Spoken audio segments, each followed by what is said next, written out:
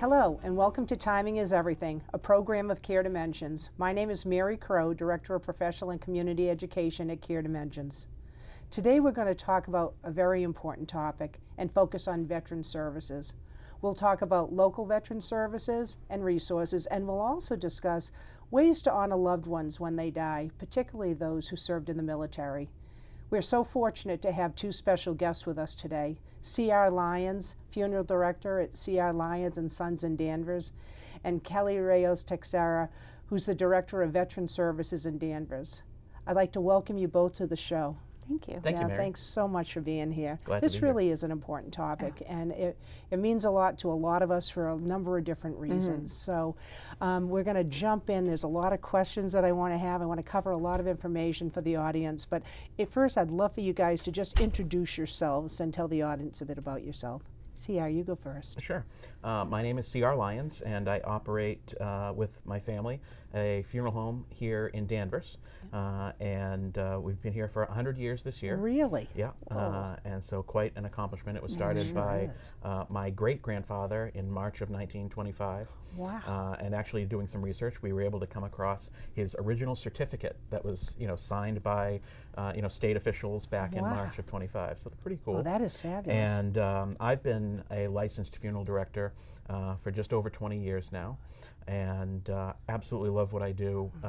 Getting up every morning and being able to help people is just such a gift, and I feel really fortunate to have been born into that that operation and be able to continue on that legacy of my family. So very grateful for that. Wonderful. I can't believe 100 years. No kidding. Fabulous. You're doing a little centennial celebration? We've done a couple of things, and at the end of this month, in a couple of weeks, we're having the state association's putting on a dinner, and we're taking a bus with all our staff down to that. It's in Metro West, and so we'll be going to that dinner and having a nice time to celebrate. And it's been a wonderful year of just kind of memories and that sort of thing. That's wonderful. And then on the side, I also teach in the funeral service program at North Shore Community College. Oh, that's fabulous. Yeah. Excellent. Oh, that's great. And love seeing the new funeral directors who are coming up. So really excited that we have a very rich future of excellent staff people and funeral directors who want to help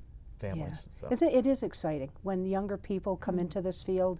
I feel the same way, in the field of hospice and all of that. It's just, you want younger people to come in. This is such an important area to cover, and it's so critical. And it energizes you. Yeah, it does. So it definitely does. Oh, thank you, that's C.R. a highlight of my year is teaching every semester. Oh, that's great. Yeah. Kelley. Oh, yes. Yeah, tell us about you. Well, I'm Kelley. I am the Director of Veteran Services in the town of Danvers. I'm a high school graduate, Danvers High School graduate, and I enlisted straight into the military from high school. I did my tour of duty and came back home in 2003 with my two kids and started working for the town in 2006. And was there in the clerk's office for about 14 years when in 2020 the previous VSO was getting ready to retire. And during our free time, my kids and I, we really enjoyed volunteering for programs that helped veterans.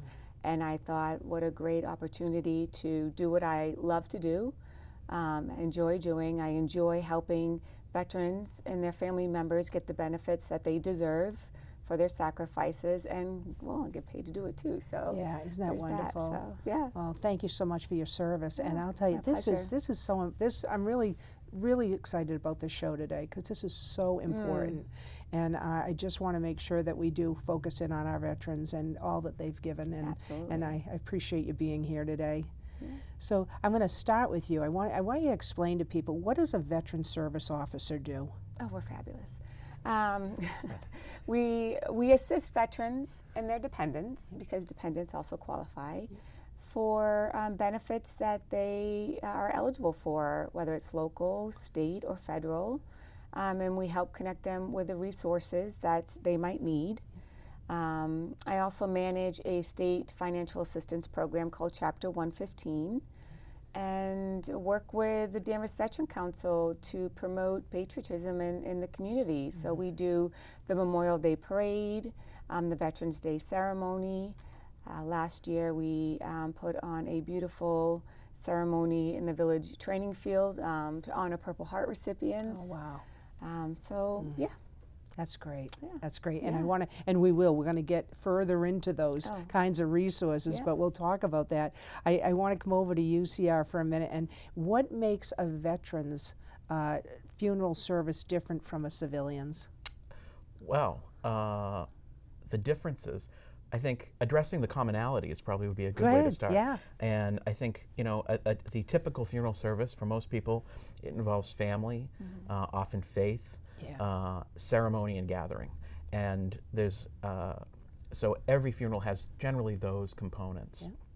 A veteran's funeral will also have a few different components based on their eligibility, which can vary from veteran to veteran, but most veterans are entitled to at least a 2-person honor guard from the branch of the service in which they served. So if they were served in the United States Coast Guard, for example, 2 Coasties would come out and at a minimum, and there'd be a flag presentation ceremony, as well as the rendering of taps at the end of the service. And so everyone is entitled to, at bare minimum, those 3 things.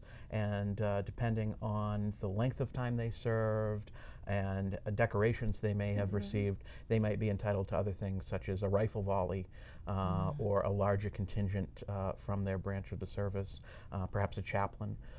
So those things can kind of expand on themselves. And it can be very moving when you have a large contingent, but just as moving with 2. It is moving. My father had that, and I have to tell you, and even when you're speaking of it, I kind of get chills. It's so powerful, so moving, and I'm so grateful again that these things are done to recognize that. So, Kelly, you had mentioned Chapter 115. Yes. Can you expound on that a bit? Absolutely. So that is a state financial assistance program for, again, veterans and their dependents, and it's based on a financial need. And there's 3 eligibility requirements. One is you have to be a veteran in good standing, meaning you're the type of discharge, honorable discharge. The second requirement is you have to live in Massachusetts. Because we are actually, a little side note, we're the only state in the country that has a program called Chapter 115 that works like this. Wow. So that's why you have to be a Massachusetts resident. Sure. And live and you apply in the city and town that you reside in. Okay. So, for example, if you live in Beverly, you can't come to Danvers and apply. You have to go to Beverly. Okay. And that's because the city or town that you reside in, they're the ones that pay the benefit. Okay. And then the state turns around and reimburses them 75%. And so for, I mentioned the financial need. And currently for 2025, if one person was to apply, the income limit, the maximum income limit is a little bit over $2,000. It's like $2,600. Okay. And there's also an asset limit, and that would be $8,400. And if 2 adults are living in a household, then the income limit for that is $3,525. Okay. And the asset limit is $16,600. And if you have more people in the household, then your monthly income limit does go up. Okay.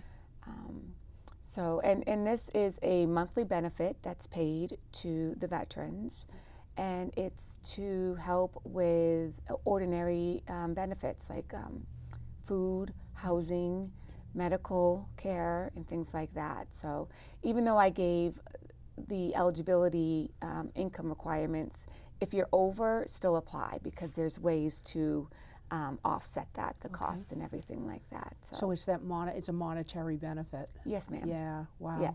Well, that's great. Yeah, and we're going to keep talking about this because I don't think people realize what they're entitled to, and it's so important. So this is really great information that you're giving. So, and Kelly is a workhorse when it comes to getting those benefits for people. I know I've spoken to many people in the community who are so grateful for the work she's done, and then even at the funeral home, there are some Chapter 115 benefits for veteran decedents. Is that right?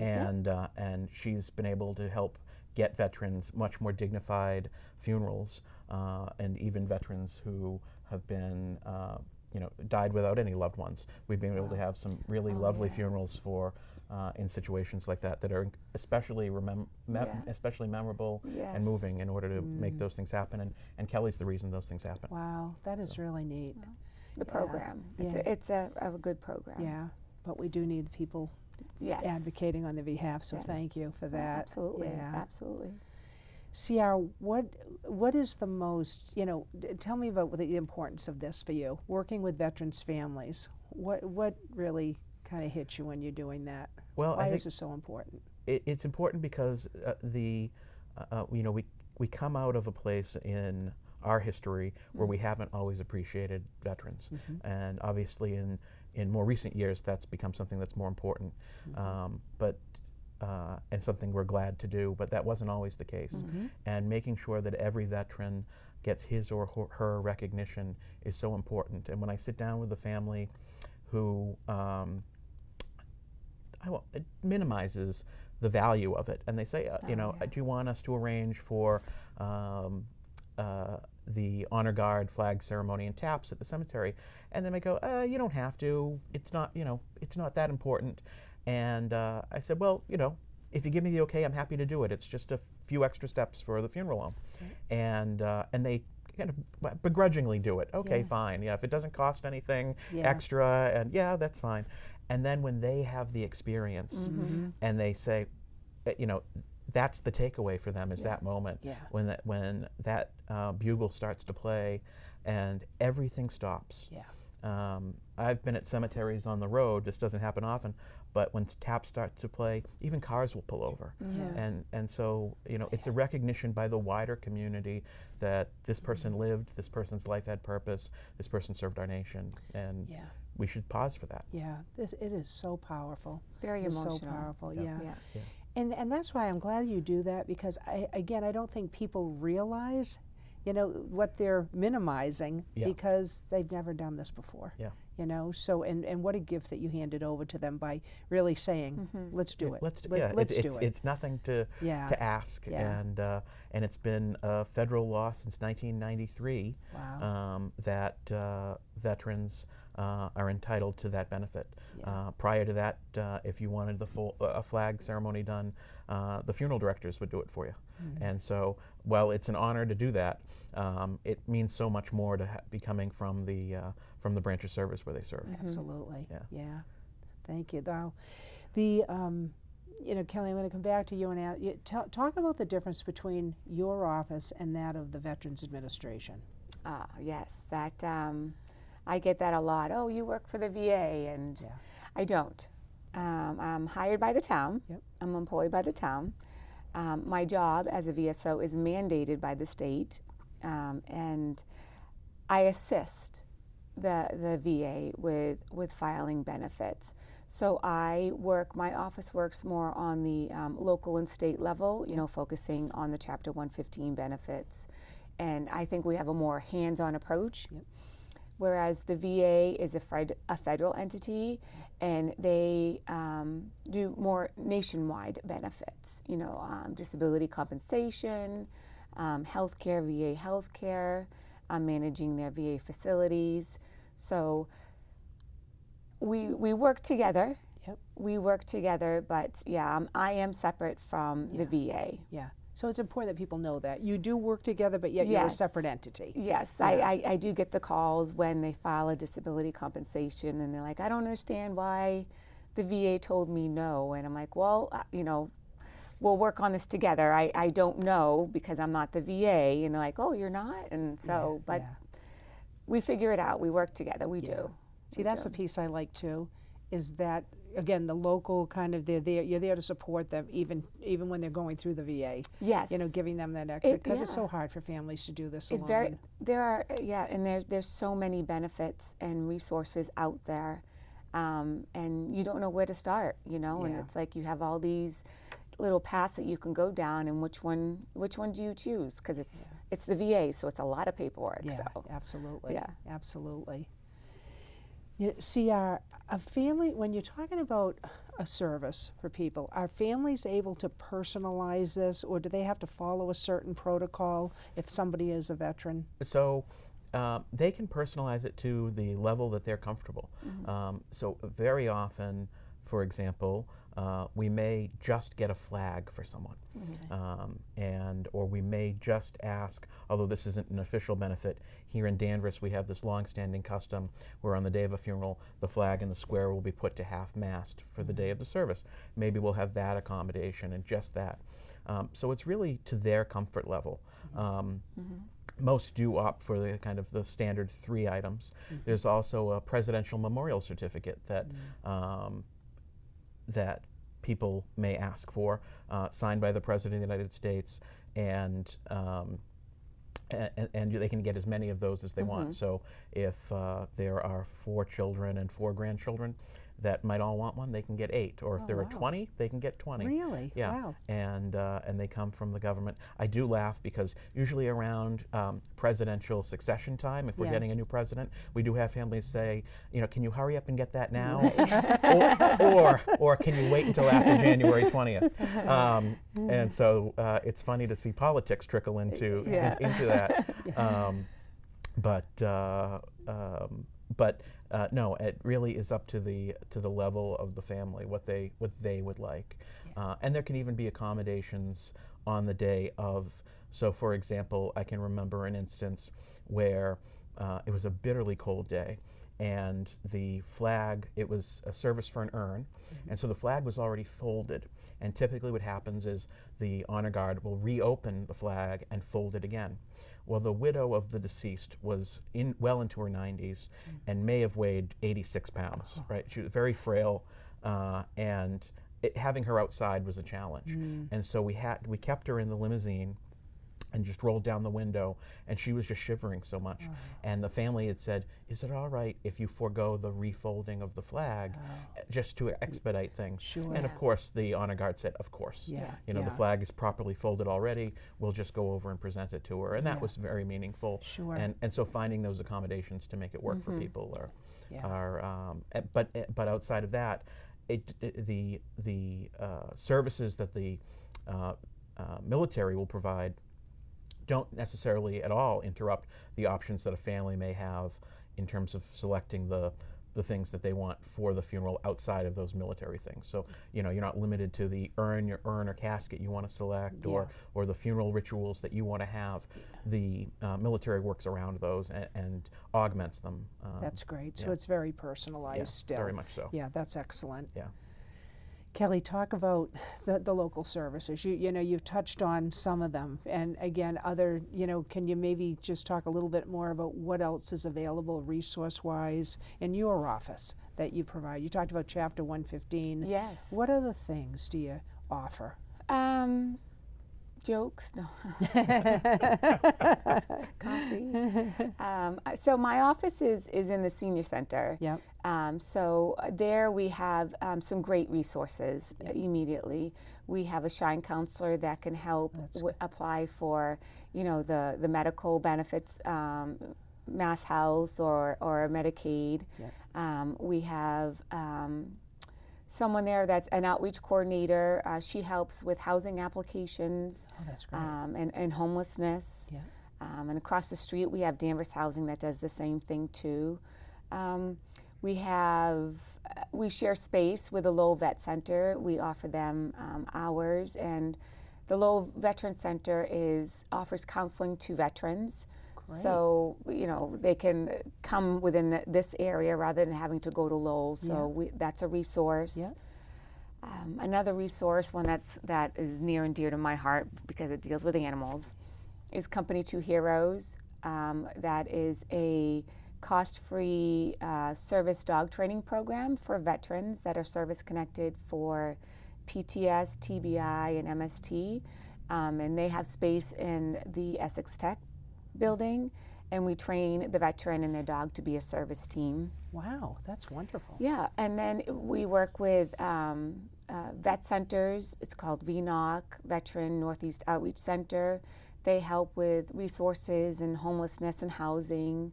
But I mean, locally there is a lot. The food pantry is a great resource too. Yeah. You can go on mass.gov and type in veterans, and it will bring up a lot of resources that are not just in Danvers, but in Beverly and in other local communities.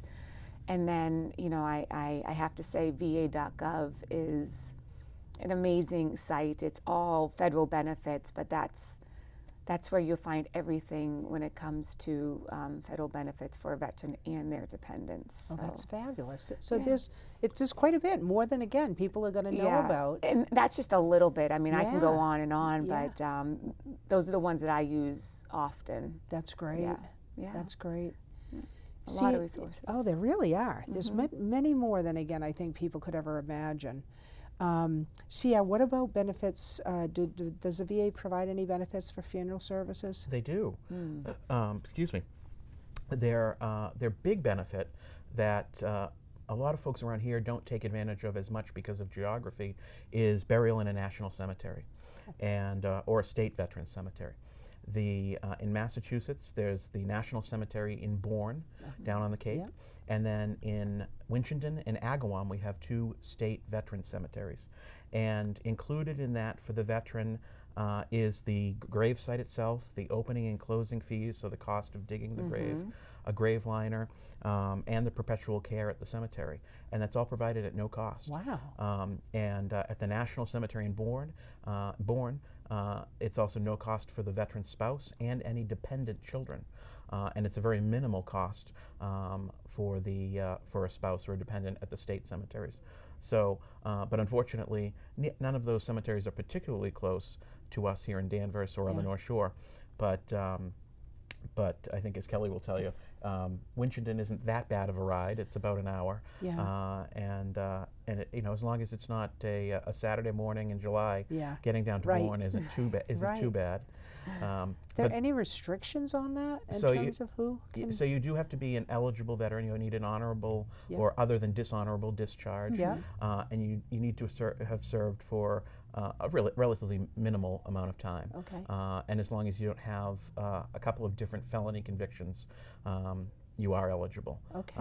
So it's very much open to most residents, and you can even if you're a resident of Massachusetts and you want to go to the Veterans Cemetery in Maine or New Hampshire, you're able to do that. Wow. And the only cemetery that has more stringent requirements, which we probably don't have time to get into today, would be Arlington National Cemetery. Sure. And we've taken some folks down there, and that's really a privilege to be able to do that. I bet. But we've already talked about the flag and the Presidential Memorial Certificate, but also the headstone or grave marker or medallion. Yes. That's something that they provide, as well as potentially in some instances, and it varies from veteran to veteran, there may be a burial allowance, so a small amount of money that may cover some of the cost of the funeral. Yeah. And that it's a really nice feature. You know, the medallion. Yeah. It really is. It certainly means a lot to my family. You Yeah. know, so I think again these things are just so, and we didn't know that we would be entitled to that for my father, but those matter. They really do. Really do. And we get calls usually every Memorial Day. Oh, yes, we do. When I if there hasn't been flag. if the flag hasn't been placed because there isn't a marker yet, or the family for whatever reason maybe elected not to have a marker for their veteran, and so usually at the beginning of June there's a scurry of applications I bet. for more markers. markers. Yeah. And it's great to get those graves recognized. Yes. So I'll tell you, and I wish we could be here an hour. I know you two probably might not feel that way, but I do, because there's so much we could be continuing to talk about, absolutely. and we unfortunately we're not going to have a lot of time to do that. But you know, so I just want to ask you, Kelly, about what's the process for somebody if they don't know if they're qualifying for services? What do they do? What would you suggest to people? Locate your local VSO. Yep. Give them a call, stop by, and start a conversation. You know, I get a lot of calls that say I'm a veteran. I get a lot of calls from the spouses because the veteran themselves doesn't want to call. You know, that's for their reasons, but they'll say, you know, I'm a veteran, or my spouse is a veteran. What benefits do they qualify for? And that it's a great question, but there's not a quick answer, because it all depends on the type of service that they were discharged with. Yep. how much time they were in. So usually what I do is we make an appointment and I ask them to bring their DD-214, which is the official document that you get when you're discharged from the military. Yep. And if they don't have their DD-214, I'm happy to help them get that. And I'll look at the DD-214, and there's a few things I look at, how much military time they had, active time. Did they get any awards? Were they overseas? And what type of discharge, like I said. And then it's a conversation. What is it that you need? What is it that you're looking for? And that's where it starts. If there's a health issue, we'll talk about their military service to see if it's something that they might be able to be compensated for, which means that there was an injury that they currently have that they received due to their military service. And that's called disability compensation. Yep. Or they might just say, oh, I want to get the discount at Lowe's, so we'll apply for a veterans card, or we'll talk about getting the veteran ID on their on their license plates through the RMV. So you go to mass.gov. We're listed, all the VSOs in the state of Massachusetts. Currently, I believe there's over 250 of us. And you call your local VSO and you say, I want to sit down and talk about this, and that's how it starts. Yeah. So and that's important. Go to your local person. Yes. And your VSO, Yes. your Veteran Service Officer, and then and that's how they should get in touch with you, right? Look up what the local, if they're in Danvers, find out the local service, how they can reach you. Yeah, they can do it that way. I'll go to the city or town's website. Okay. Yeah. I'll go under the department heads and find me there. They'll find you there. Yeah. And C.R., how about you? I want to just check in with you too. What do you want people to know? When they have a veteran and they're planning, what do you want them to know? Well, I think one of the best lessons I've ever learned is we don't know what we don't know. Yeah. So don't be afraid to ask your funeral director, what are the options available for me as I'm either planning my own funeral or planning the funeral for a loved one, what options are available to me as a veteran. Yeah, absolutely, yeah. And people can reach you? They can reach us at the funeral home, located right in Danvers. We have our website is www.lyonsfuneral.com, and you can find all our contact information there. That's wonderful.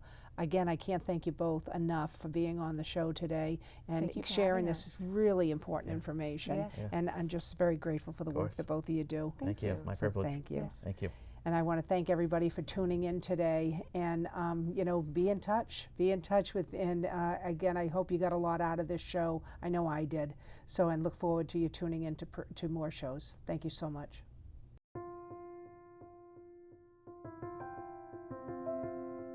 If there's one thing that I could tell people about hospice, it's that it's not just for those final days of life. I think oftentimes people wait until it's too late, and it's not as scary as it sounds.